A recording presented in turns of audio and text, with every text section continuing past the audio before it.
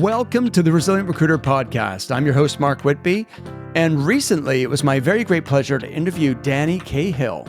In this interview, you'll hear Danny and I debating whether or not the phone is still the most important, most relevant tool in the toolkit of the modern recruiter.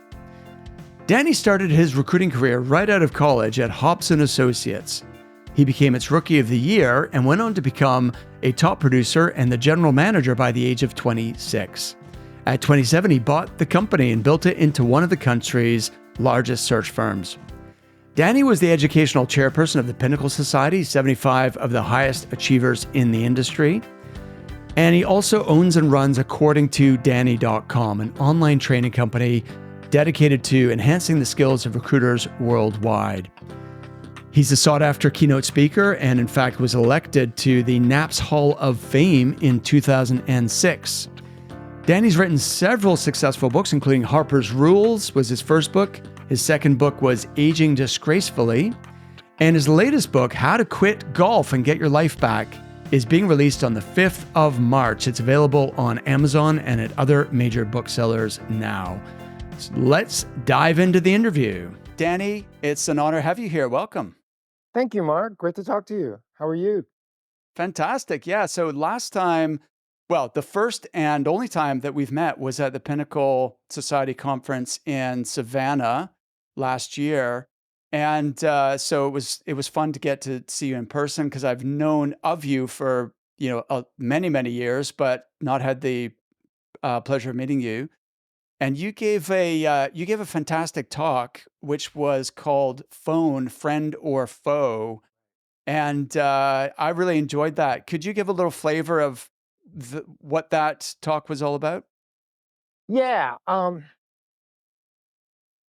think I sense an identity crisis in the recruiting industry right now is, I guess, what I was feeling. And you've been at several Pinnacle Society meetings, so it's a great audience to discuss whatever you're feeling from a hunch or intuitive basis. And I think you could feel it. It was palpable in that room that day.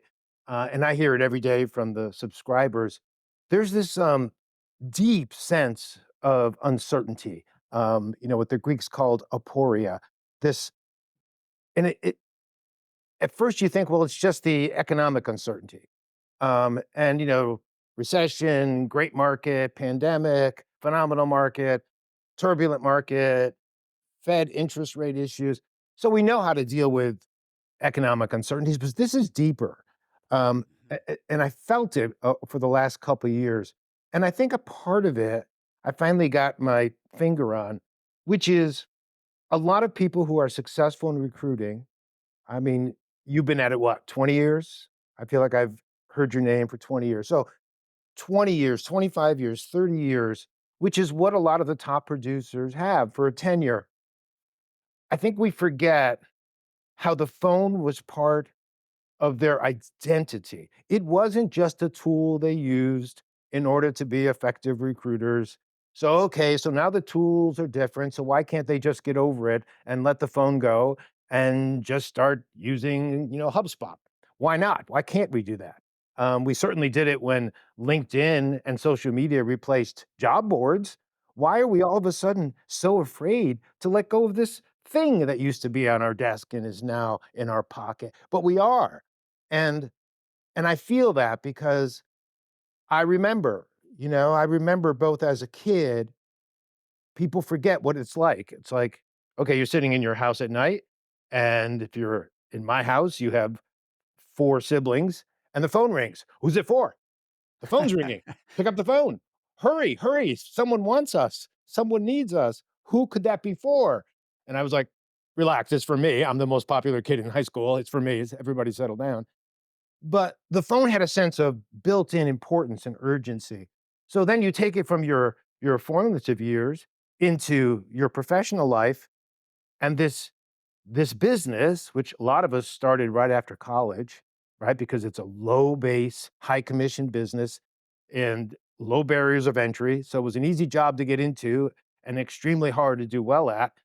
And the way that most people decided whether you were good or bad, which then becomes whether you're a good human or a bad human. is, do you have the guts to pick up this thing, this phone thing, and call people who don't know you're gonna call? Do you have the testosterone, the chutzpah, you fill in the adjective. Do you have what it takes to do that? And then if it turns out you do, oh my God, you get all the normal social responses that we love. We get attention, we get money, we get little plastic trophies that we put on library shelves. We are the ones who are unafraid. We have this sort of understanding of the world is tough. And those of us who are make phone calls understand the world. And those of you who are afraid to make phone calls don't. And you will fail and I will succeed, and it's Darwinian and it's how it should work. And then all of a sudden, and let's face it, it took decades, but it feels so fast to people who grew up that way. And now this singular skill that made you special, that everybody lauded you for, appears to be useless, appears to no longer be relevant. And I think it goes deeper than just, well, there's better tools now and you can bill more with less. You don't have to have just the phone. While that may be, from a business point of view, a quote unquote solution, it's deeply depressing to people who grew up with the phone as their identity. So I think it goes much deeper than just the, hey, it's an old tool, it doesn't work as well. We got new tools, let it go. I find recruiters have a really hard time letting it go. I wonder if partly it's a generational issue because, like you described, growing up and the phone would ring, the phone, because there was only one, right? It was Right. a landline, and it Right. probably had one of those long cords. Like we had a Yeah. phone in our kitchen, and my parents had one in their bedroom, but the one in our kitchen had one of those really long cords Yes. that stretched down the hallway, and that's how. And I would talk for hours with my friends, girlfriends, Yeah. every evening. That was you would talk on the phone. My teenage kids never talk on the phone, not even to their friends. They either text each other back and forth or message on Snapchat or Instagram or what have you. I never hear them talking to other kids on the phone. So I wonder if it's, partly there's almost like they don't have that skill anymore. Oh, there's no question, that that's a big part of it, but what I find really interesting is this idea that, well, is it that they don't have the skill? So if you're cynical, like a lot of the senior people that I'm talking about who sort of had their identity at risk, so they go, "Oh, these young people, they don't get it, they don't have the skills, um, they don't have the human interaction capabilities, they're not empathic." I think that's all crap. I really do. Mm. I mean, you would know better than I because I don't have teenagers, but I've certainly had a lot of girlfriends with young kids, and I was sort of uber stepdad, so I understand what you're talking about. Um, they literally don't know what they don't know. So in other words, I think a lot of young people see it as inefficient. I mean, Mm. True. if you look at it from their perspective, it's this sort of blunt form of communication, right? It seems like it's a it's an old school way to do something. In other words, if I'm gonna call 10 people, I have to call 10 people, right? But if I send a group text, well, I hit multiple people at once, and unlike you guys who have to figure out what to say, I can put in photos and links and funny GIFs and bit emojis. And they just see it as completely different and better. Like they don't they Yeah, don't buy that that's argument. I I have trouble accepting the better part Yeah. because now, by the way, the kids, I'm not saying they don't have social skills. They're very good in person, Mhm. carrying a conversation, but it's the phone in particular, they seem to have a mind block to where it feels awkward and strange to them to carry on a conversation in that medium. But Well, I that's because totally the phone is very intense to them, Mark.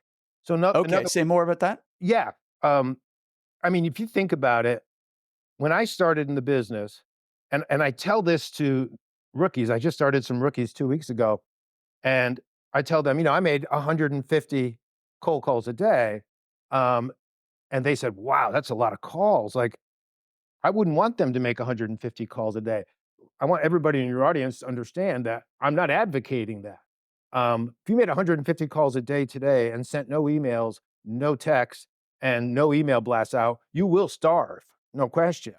But when I made 150 calls a day in the early 80s, the answer to the question, how many people did I talk to, was 150, Right, right, right. right? So think about the Yeah. ramifications of that. Either I got the manufacturing manager I was trying to get on the phone, but normally I got an operator who answers the phone for the company.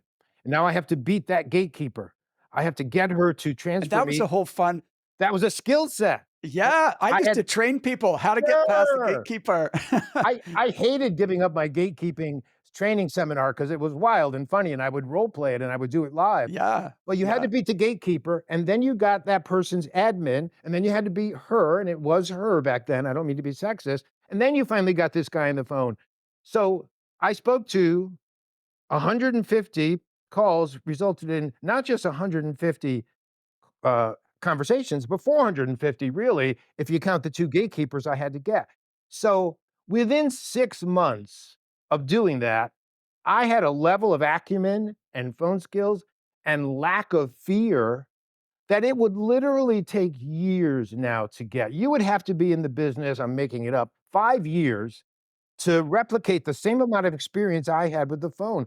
So the phone is anxiety driven for people. Like they're not as skilled, but not because they're not as good as people or they're less empathic or they're spoiled or entitled and all this crap that the millennials get from people like us.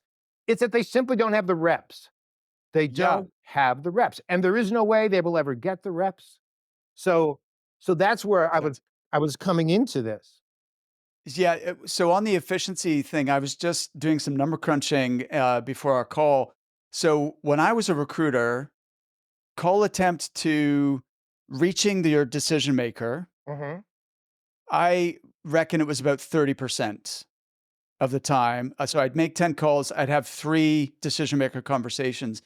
Now you have to you probably have to do 20 dials to have one conversation. Mhm. So that's like a 5% Yeah. call attempt to accept, connect ratio versus, so you need to dial 100 people to have five conversations instead of just, 10 or 15 or so. So that just feels hugely inefficient. And it is like, what's the point of sitting there for hours and hours and you have two conversations? Right. That So doesn't seem like a great use of time. no, it isn't, and that's why I said if you did just that, I think you would starve. Um, Mm, and the other thing that people do that get that 5% response rate, if we're talking about the client side, by the way, the client side, I think you're right, it's about 5%, but it's gonna be 5% if you are going into a company's website or Zoom info or any database that you pay for, and it gives me Mark Whitby's phone number. Well, what is that phone number? It's the office phone number, which Mark Whitby is never, ever answering ever. yeah, So, we need the mobile. right. So if you get the mobile phones through things like Swordfish or Lucia or Chatterbox, there's a bunch of different ways to get it. All of a sudden, it kicks up to 10%, 15%, especially if you have some good messaging. But I think you're right in the sense that one of the things that I teach now, um, and by the way, you have to make a distinction between client and candidate because your Sure. response Yep. rate on candidate should be around Higher. 25% and greater, right? Yeah. So the best recruiters are closer to 50, the average recruiter is around 25. So you have to make that distinction. But what's clear to the modern recruiter, and this happens in my office every single day, is and this is sort of another reason why the identity gets lost because this sense of I'm this fearless person who just comes in the morning, gets a list of 100 companies who don't know who the hell I am. And through my energy and charisma and salesmanship, Willie Loman, a shoe shine and a smile, getting on the morning train and going to sell my brushes. There was a thrill and adventure to that. There's a reason why things like Yellowstone are so popular on TV. There's this sense of experience and energy that comes from that. Well, okay, that you really have to let go, because the way to do it now is to say, "Oh, no, I'm not calling just anybody." What you and I used to be told is planning time, which is really just taking a list of companies from a computer list and putting it on a piece of paper, a Morgan planner, Yep. uh, right? And then making calls. Well, now that time is spent targeting companies. Yeah. Which company should I call? Who's in my space? Where do I have candidates that would match that company? Where do I really understand their value prop, product, and service? Who have I had experience and success with before? Okay, I got 25 companies. Now, I take those 25 companies. Do I call them? Yes. But now they enter into my cadence. So they get a call, they get an email, they get an in-mail message. And I know you espouse this too. Um, I'm not as pure about it as you are. I've heard people talk about, "Oh, I don't do much calling. I just go into LinkedIn and I follow somebody and I stay in touch with them and I post content every day, and then magically these jobs come to me." When I actually mentor these people, individually, uh, I see where their jobs come from, and I'm sorry, very few of them come from that. What it comes from is this cadence of, "I targeted you. I called you. I sent an email. I sent an email. I do follow you. Now I send a text. Now I send another phone call." And right around the 4th, 5th, 6th contact, that person sees, "Oh, it's Whitby again. I just got his email. Oh, hell." And you pick up the phone. And you may get a job from doing that. So the modern way of taking that seemed like grossly inefficient. 100 calls into the ether getting nothing, and 5% is for good recruiters. A lot of them are getting 0%. But now if you make that 25 companies that I target on a 2 or 3 week basis, and by the way, it's multiple touches to a variety of C and V level people within those companies, you get them 5 to 6 contacts or outreaches each over a 2-week period. Either you get something or you don't. You get nothing, you put it away for a month, you do it again. Mhm. That works. That works. Definitely. And Definitely. and and, I don't know if you've done anything with them, but we are beta testing, um, Source Whale. And they're simply a content marketing company, and there's plenty of them, and there's, uh, a lot of vendors that are at Pinnacle meetings. But we tried, Source Whale as a beta, and when they were selling me, I wanted to see, frankly, how honest they'd be, because if they're gonna tell me it's all about email outreach, I'm gonna hang up, because I know where my job orders came from in '23 at my firm. Um, and still the majority of our jobs, the number one way we get jobs is through MPC marketing calls. And Mhm. second would be existing clients, third would be intelligence from candidates, fourth would be going to actual trade shows within our target markets. And the Source Whale VP, to his credit, said, "Look, we've got the data. 60% of what they call meetings, which for us would be a client intake or send out any sort of positive sale, 60% of those meetings come from phone calls. The Mhm. purpose of their Yep. business is to make your phone calls stand out because you've contacted them through multiple channels and multiple touches." Exactly. 60%. So that's why I say, and I don't say this as a gift to people who are having an identity crisis, who say, "What good is it?" And these people can spiral. I mean, as well as I do, Mark, top recruiters are top recruiters because they're a lot of things, right? They're super smart, they're adaptive, they're super empathic, they're resilient, they're also super moody and crazy neurotic. Neurotic? Oh my god, and they can bottom out and spiral. It is so hard, and I have the pleasure of having a lot of them work for me. It's hard for me to manage top recruiters because I can't say anything to them when they screw up that is anywhere near as vicious as what they're saying to themselves in their head, right? So I spend my time saying, "They're there," patting them on the back, because I know they're saying, "You worthless piece of crap. The business has passed you by. What you used to do isn't relevant anymore." And this is where, and I said this at the meeting in Pinnacle that you heard, um, I think there is a lot of reasons to say that your skill is more important than ever. Because if we think about this in a fatalistic way, and we're one economic upturn away from all of this being nonsense and anything you do will work, right? But if you know that talent acquisition is here to stay, and that they are taking a much more aggressive approach than they used to. They're not just failed recruiters or ex-admin people being told to recruit.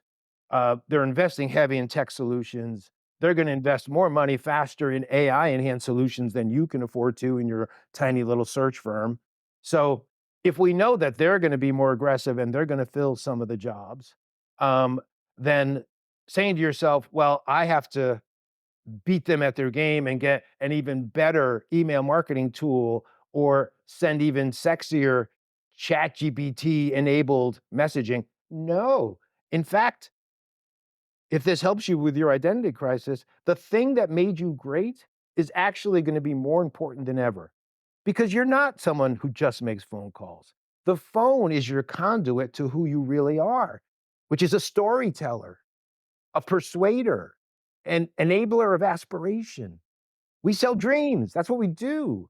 And companies are going to always use us if you have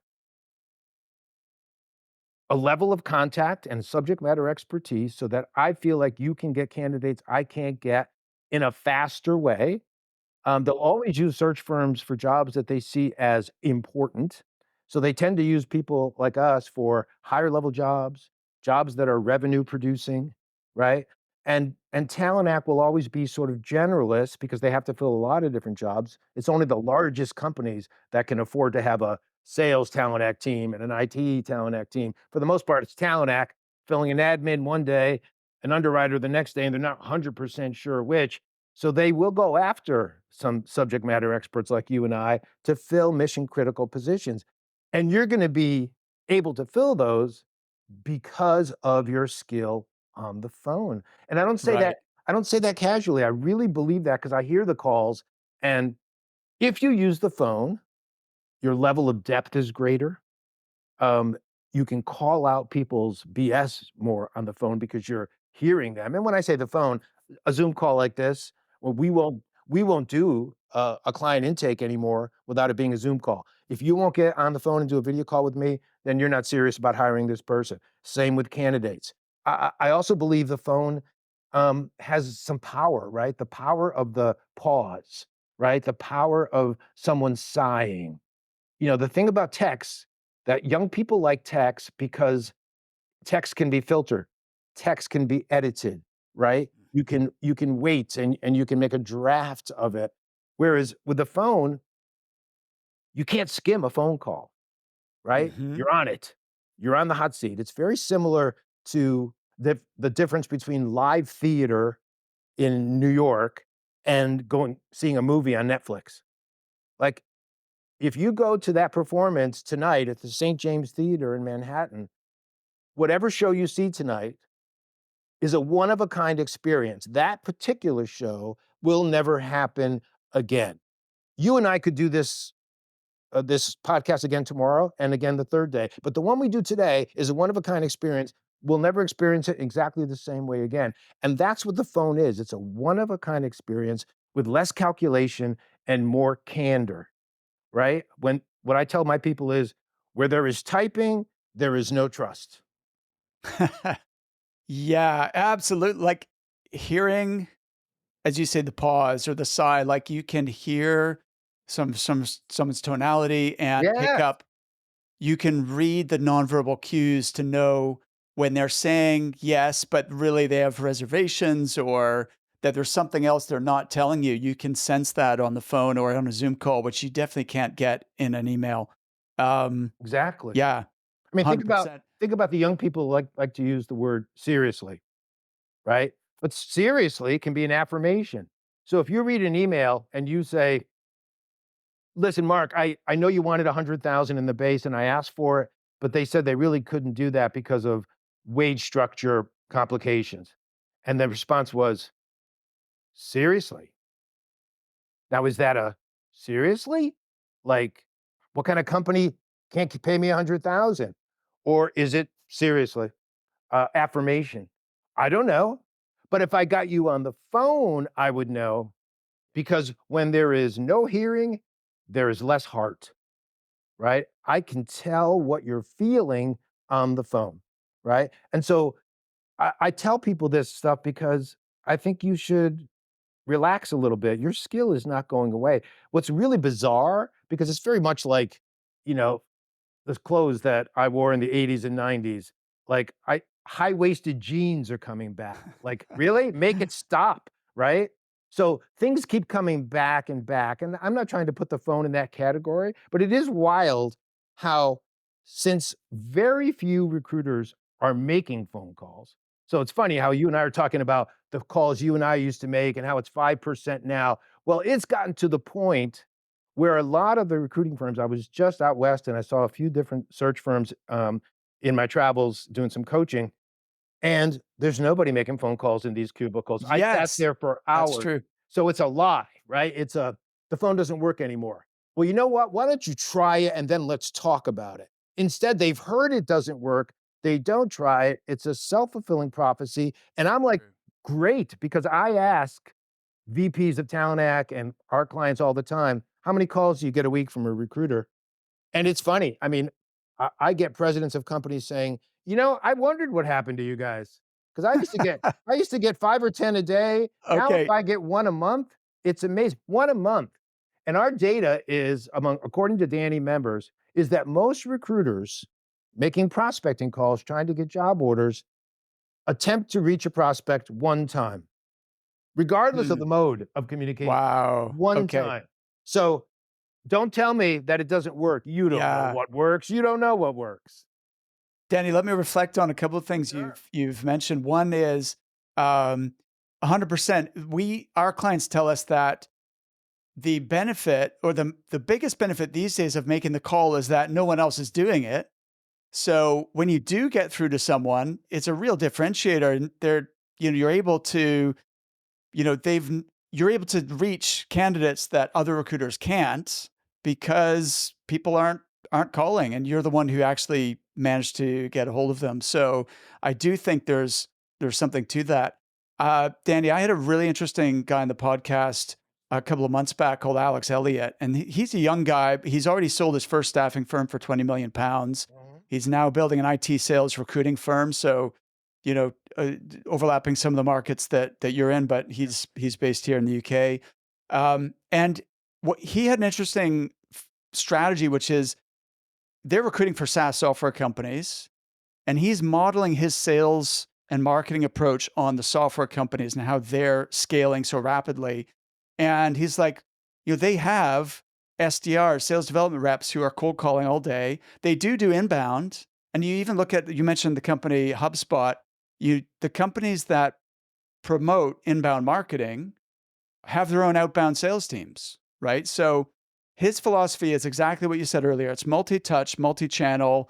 You know, if you want to maximize your sales, you need to leverage every channel at your disposal, and you have to follow up multiple times. So it's email sequences, LinkedIn touches, phone Mhm. calls, Mhm. etc.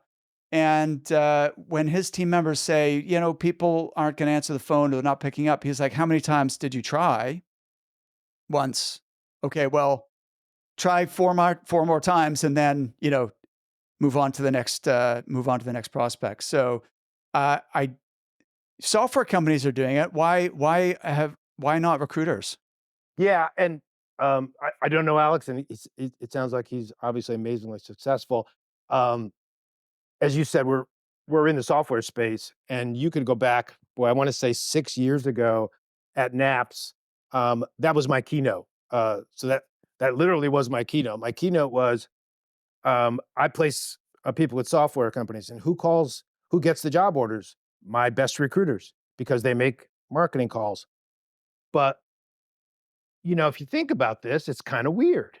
In other words, and I wish I was smart enough to come up with this myself, but one of my best recruiters has been with me 30 years, Beth Schneider, um, got into a situation where I called the client to try to help her close a deal. And and as I was talking to the client, who was a great guy, we figured out the situation. And then he said to me, "Hey, well, I got you. Why does Beth call me to get my business. She already has my business. And I went into my rant about how, well, we don't take clients for granted. And Beth, wants to make sure that you're happy. And it's all about being client centric and the client experience. And he said, oh, save that crap. That's not what I'm asking you. Why does Beth call me? And I said, what do you mean? And he said, he was in Los Angeles. He said, I'm going to a Laker game tonight. I promise you that if they had LeBron James selling the popcorn in the stands, that guy could sell a lot more popcorn than whoever it is they're going to have wandering around the stands. It'd be like, hey, LeBron, yeah, I want some popcorn. Come on over. But they don't have LeBron selling popcorn because you really want LeBron getting his pregame treatment and practicing layups. Okay. So why do you take your LeBron James and have her sell popcorn? And so if you look at a typical software sales company, they have what they call BDRs, biz dev reps, and their job is simply to say, "Hi, Mr. Whitby, I'm with Hobson Associates. I work for Beth Schneider. We know that there's 3.7% unemployment and staffing is a problem. Would you like to have a conversation with one of our senior recruiters?" Now, that was adapted by us years ago, and I think a lot of people who are in according to Danny have adopted it. I will say, and kudos to Alex if he's able to get high levels of results. When the market toughens, BDRs struggle because they don't have the connections, they don't have the salesmanship. So all due respect, that's a really good market approach. And we cut it back in 23. We'll add it again if the market gets hot. But it doesn't change the overall idea that, as you say, and this is ironic because this week I had a birthday, but the phone has become the birthday card of communication, right?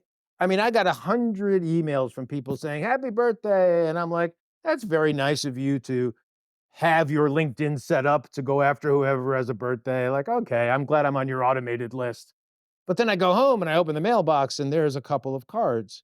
And if I think about it, the sentiment is the same. It's no less or more generous, but It's more effort, though. it's more effort. And this person Yeah. took the time. So I can't help it. I appreciate more the card in the mailbox than the person who sent me an email because LinkedIn reminded him that he should.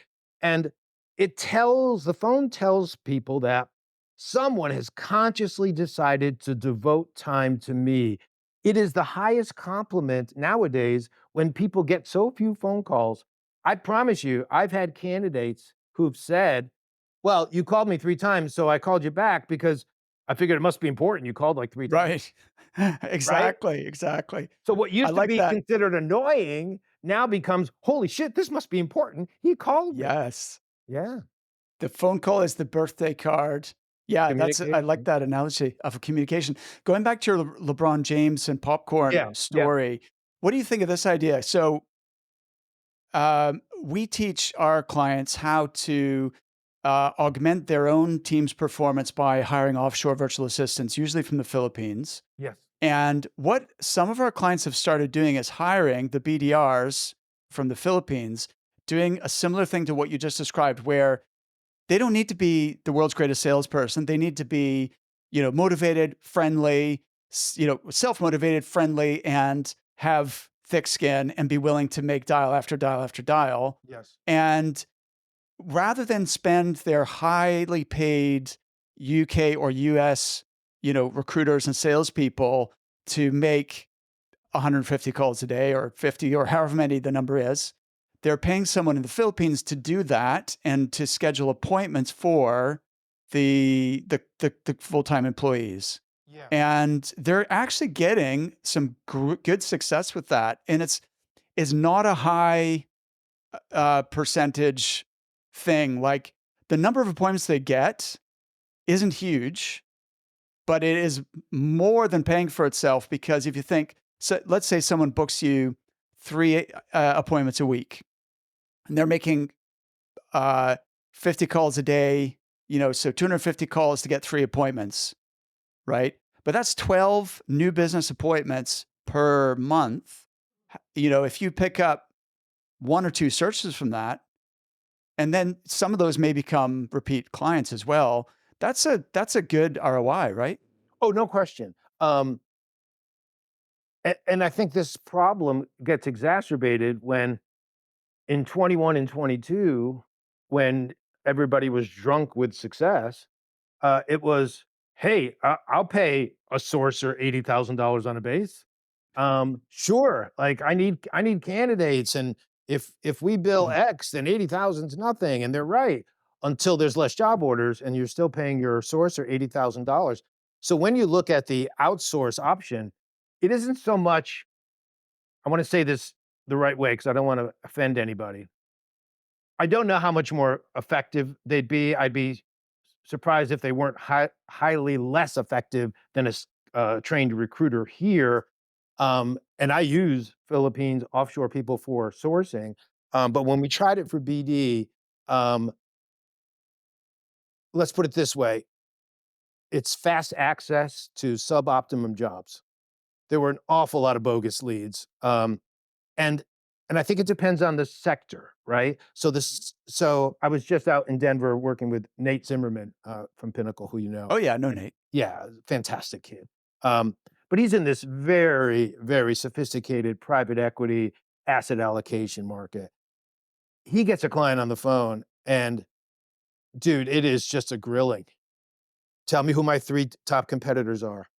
Give me the names of the last 3 times you filled a CIO job. What do you know about asset allocation? And they'll ask some specific questions.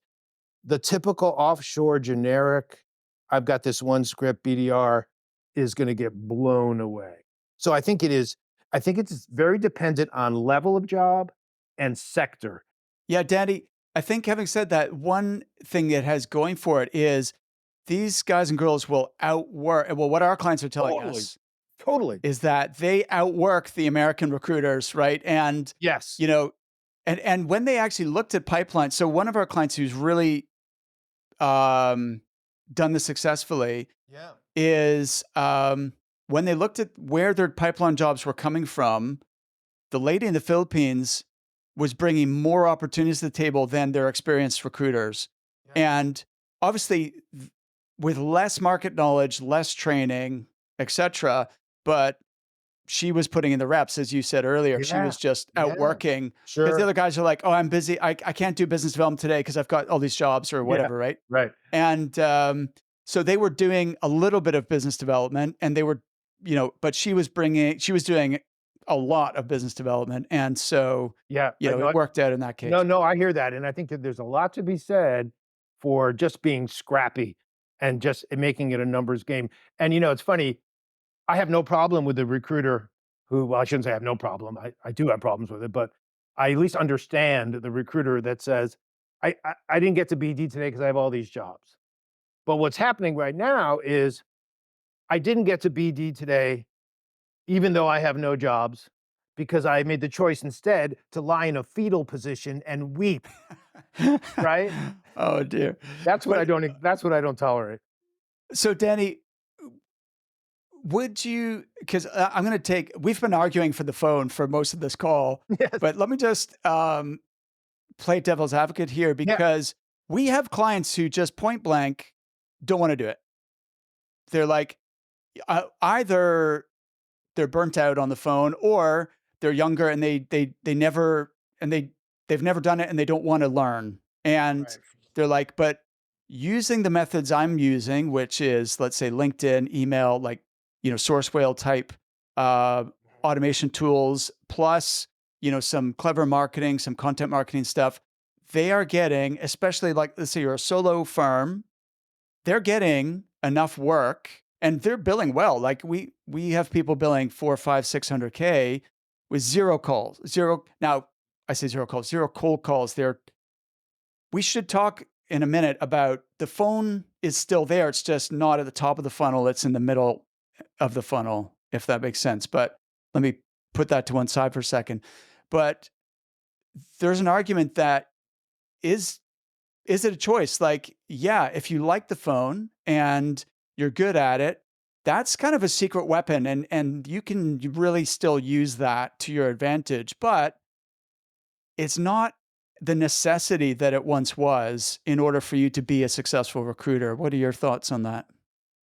Um, I was about to until your last statement, I would have beaten you sadistically about the face and neck. But when you say it's no longer as necessary as it once was, sure, absolutely. Has it lost some primacy? No question. But that's not how recruiters work, right? Recruiters go from high to super low. It happened when all of a sudden LinkedIn became the thing. It's like, I don't see any point in our CRM any longer. I have LinkedIn. Um, o- okay, well, that's not true. And you still need the CRM. Um, the numbers now, I can't speak about the UK, Mark, and I don't know about, anything but the domestic market in the US. I have clients over there, but I don't know their numbers as well as I intimately know some of the according to Danny members, 500 firms in the US, and I track their numbers, and I speak to their owners a lot. And I've known them long enough so that we're honest with each other, right? I do think, and this happens at Pinnacle meetings, it happens at any conference, I'm always that's why I push back against producer panels, um, because I would sit on them and I would hear people say that they were doing things that I know they weren't doing. And I was like, "Why are you misleading these people? Just because you wanna Hmm. feel like that's what you should be doing?" So, I don't think there's any question, that the domestic direct hire business was down between 30 and 50% for most firms last year. And I have an awful lot of them, it's where a lot of my mentoring and coaching comes from, panic, just panic. Mhm. So I go in and I say, "Okay, let me look at the numbers." I look at what they do. I look at where they get their jobs from. And and almost every time there's a correlation between how much they decided the phone was worth and their billings. So it's this, I don't wanna believe the phone is necessary anymore, maybe because I was no good at it, or there is this going on too. I wanna believe that I don't have to do that anymore because it was such a slog, and I wanna believe that I've outgrown that.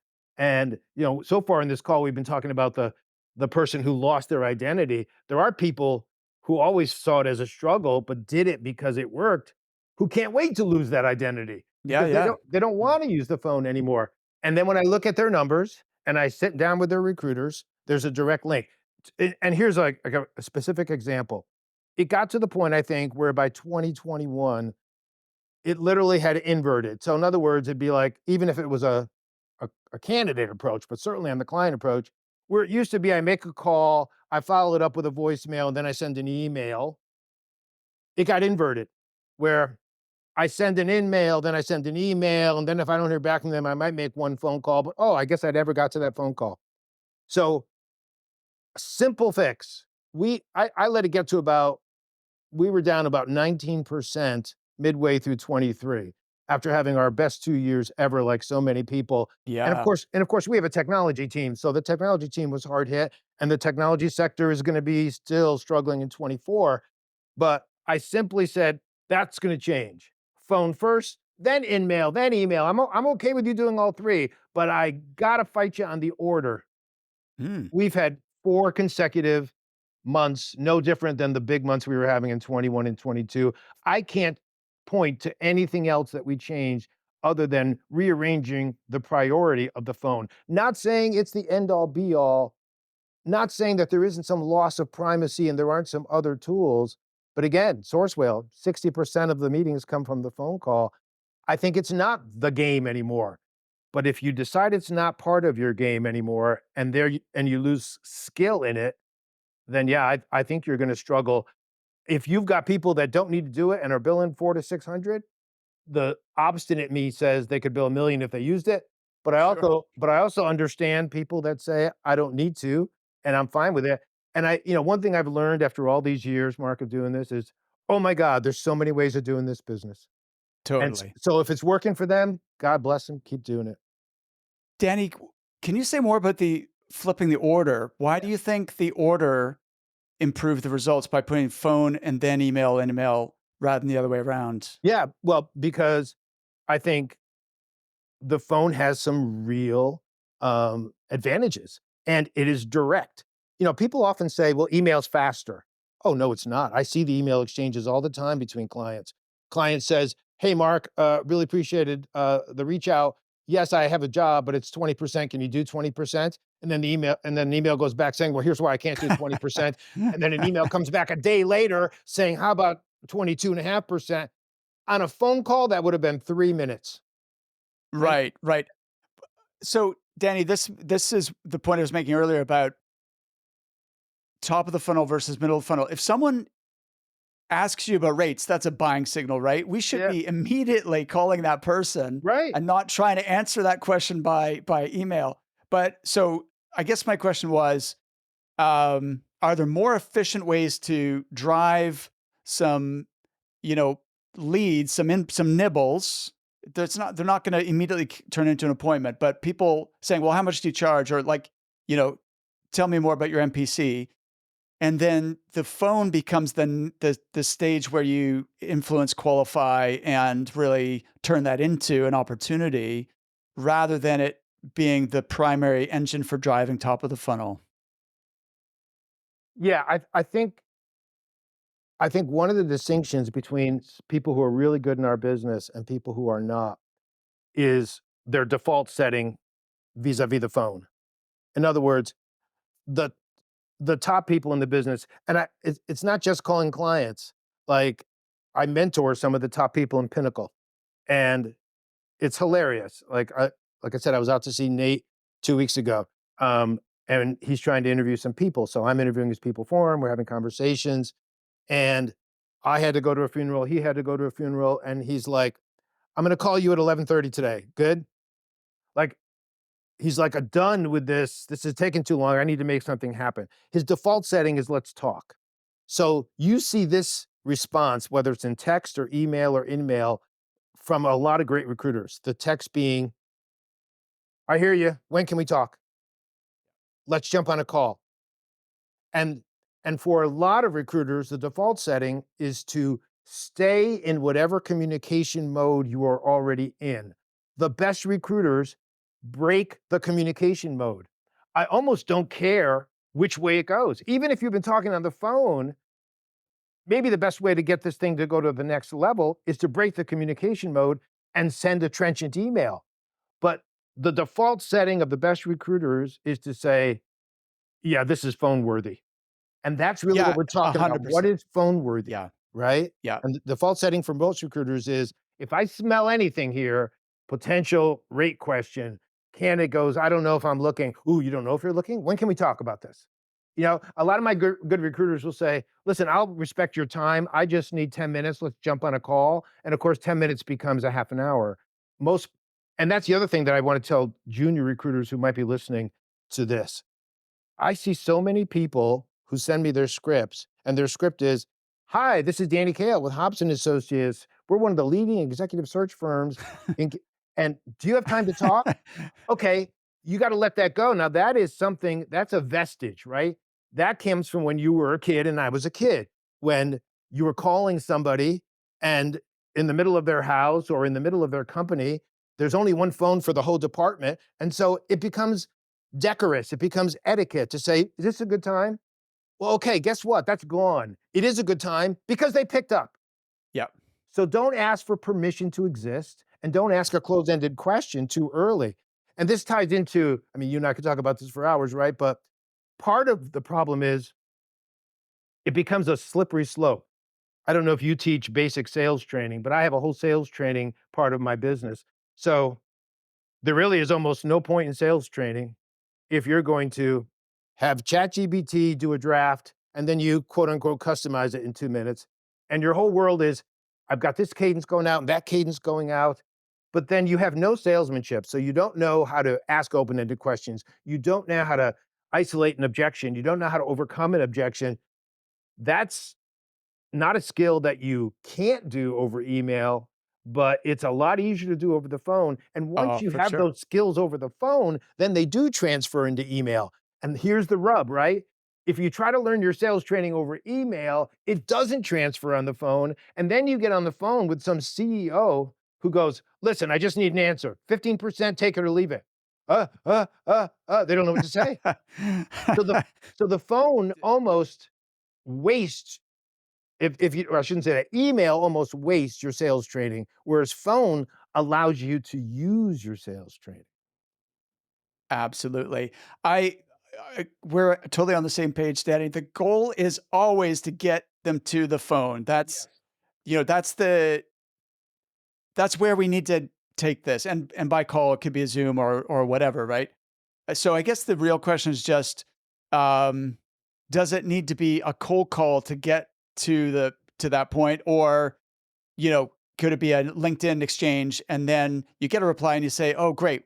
Uh, when can I call you?" Right? And that takes it to the call. The phone still has to be in the process. There's Yeah, no way around it. I think it has to be a Absolutely. combination. Yeah. Most of our, new business comes from that cold prospect. Now, when we say cold, again, it's not cold the way it originally was Right. defined, right? It's Because when we started, we've we targeted didn't this know company. anything No, it about was a that. phone We're book. just smiling Yeah, and dialing. You have no idea who you're calling, no what clue what they did. they had no LinkedIn profile. Right, so Yeah. now you should be able to target companies that are in your niche so that you can drop the names of competitors.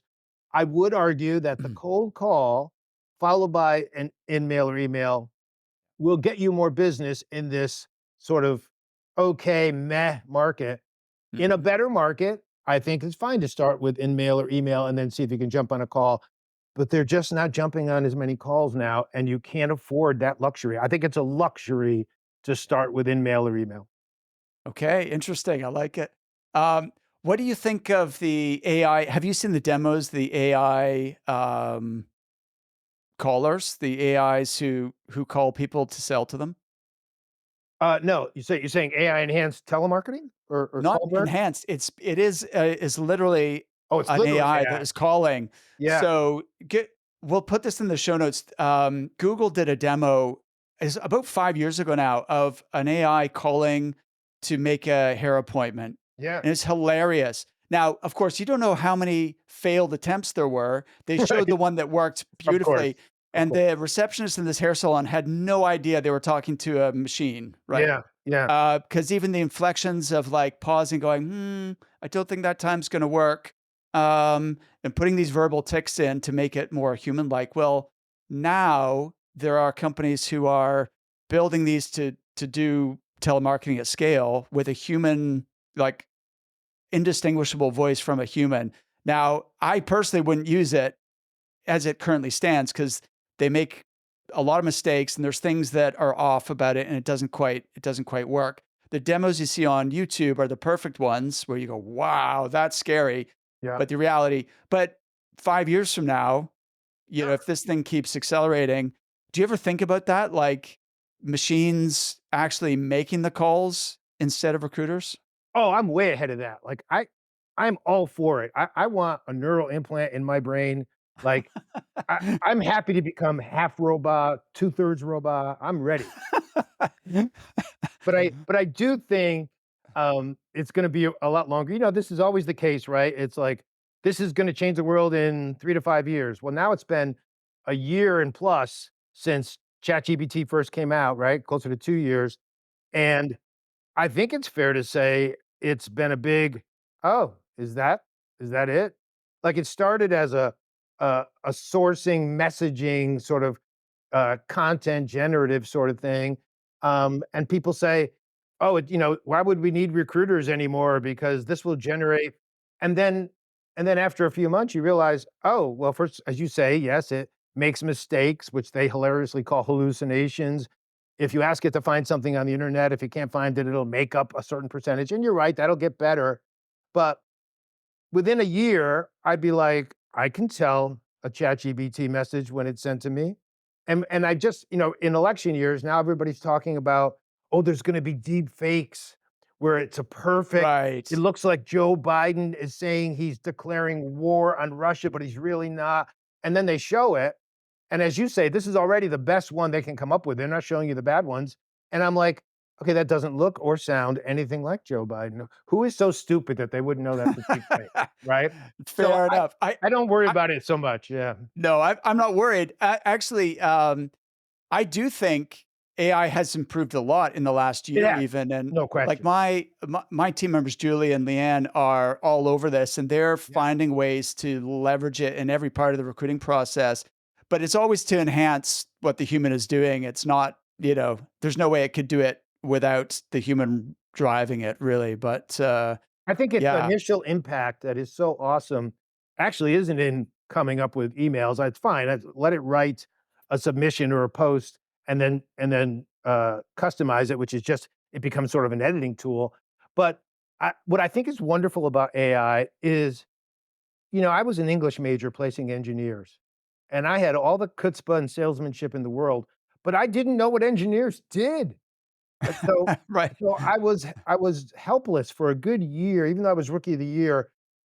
It took a lot of work, and I had to go to libraries and read about engineers, and nowadays, my rookies don't have to pay that price. It's we just had a job order for a referral manager, and it was a cold call, and I listened to the call, and one of my recruiters was like, "Is there anything we can help you with?" And they said, "Well, we are looking for some referral managers." Well, my rookie had no idea what a referral manager is. If that's me in my rookie year, I'm like, okay, what is that?" But he's goes into ChatGPT, "What is a referral manager? Can you give me a job posting of a referral manager?" And within 5 seconds, he's talking like he knows what he's talking about. Yes. There's the value of AI right now. Yeah, yeah, absolutely. Great point. Danny, this has been awesome. Thank you so much for Of course.